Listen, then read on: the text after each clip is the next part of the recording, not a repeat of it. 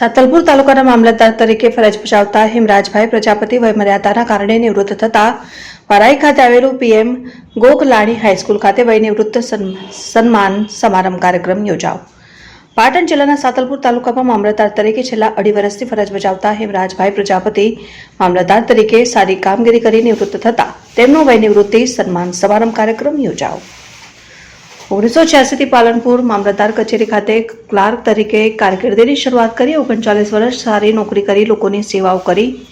આજરોજ વરાઈ ખાતે મામલતદાર તરીકે ફરજ બજાવતા હતા અને તેમને વયમર્યાદાના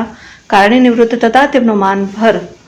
સન્માન સમારંભ કાર્યક્રમ યોજાયો. સાતલપુર તાલુકાના વારાહી ખાતે 11મી સપ્ટેમ્બર 2023 થી 30મી જૂન 2025 સુધી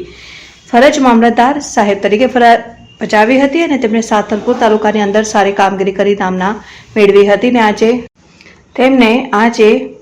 સાતલપુર તાલુકાના લોકો દ્વારા અને મામલતદાર કચેરી વારાહીના સ્ટાફ દ્વારા અને પુરવઠા સ્ટાફ અને અન્ય મિત્રો દ્વારા સારી કામગીરી કરવા બદલ અભિનંદન પાઠવી માનભર વિદાય સન્માન સમારંભ કાર્યક્રમ યોજાયો. આ પ્રસંગે સાતલપુર તાલુકા પંચાયતના સદસ્ય અને વારાહી ગામના સરપંચ ઇમરાન ખાન અને રસુલ ખાન મલિક અને એમડી મલિક અને સરદાર ખાન મલિક અને સાતલપુર તાલુકા વિકાસ અધિકારી શ્રી સોનુ શર્મા અને સાતલપુર તાલુકા કોંગ્રેસ પ્રમુખ જાહેદ ખાન મલિક અને સાહિત્યકાર ચતુર્દાન ગઢવી અને સુધીરભાઈ ઠક્કર અને રાધનપુર નાયબ કલેક્ટર કચેરીનો સ્ટાફ અને મામલતદાર કચેરીનો સ્ટાફ અને જારુસા ગામના સરપંચ રશીદ ખાન મલિક અને સાતલપુર તાલુકા પુરવઠા સ્ટાફ અને રેશનિંગ દુકાનદારો અને કરસનજી જાડેજા અને ભાજપ મહામંત્રી બાબુજી ઠાકોર અને ચેતુભાઈ જોશી પંચાસર અને મધ્ય ભોજન સ્ટાફ અને અન્ય મહાનુભાવોની ઉપસ્થિતિમાં પાટણ જિલ્લાના સાતલપુર તાલુકાના વારાહી ખાતે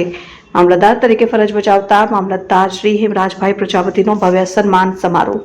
યોજાયો. નોકરીમાં 58 વર્ષ પૂર્ણ થતા મામલતદાર તરીકે મારી સેવાઓ આજે પૂરી થતા મામલતદાર સાતલપુર તરીકે આજે હું વયનિવૃત્ત થઈ રહ્યો છું. મારા કાર્યકાળ દરમિયાન મારા સ્ટાફ મિત્રોએ મને જે સાથ સહકાર આપ્યો તે બદલ તેમનો પણ ખૂબ ખૂબ આભાર. તાલુકામાંથી પ્રજાજનોએ પણ ખૂબ પ્રેમ અને ખૂબ સાથ સહકાર આપ્યો છે. તાલુકાના તમામ પ્રજાજનો, આગેવાનો, વડીલો સર્વેનો ખૂબ ખૂબ આભાર.